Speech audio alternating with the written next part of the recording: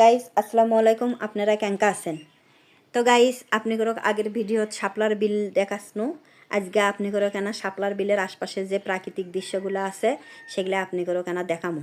তো গাইস দেখেন সবুজ আর সবুজ, এগুলো হচ্ছে যে ধানের জমি, দেখতে ভালোই লাগিচ্ছে। এদিকে দেখেন হচ্ছে যে তরি পটল ঝিঙে এগুলা আবাদ করছে জাংলা করে করে, দেখতে ভালো লাগিচ্ছে।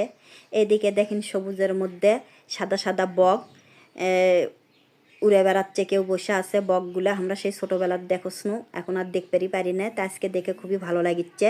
তা আপনারা ইনকে বক দেখতে চাইলে, সবুজ সমারোহ দেখতে চাইলে এই জায়গায় চলে আসবেন।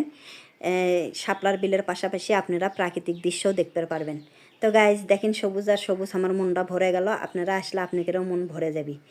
তো গাইজ আমরা আজকে চলে যাচ্ছি। ভিডিওটা ভালো লাগলে অবশ্যই লাইক কমেন্ট শেয়ার করবেন, বেশি বেশি সাবস্ক্রাইব করবেন।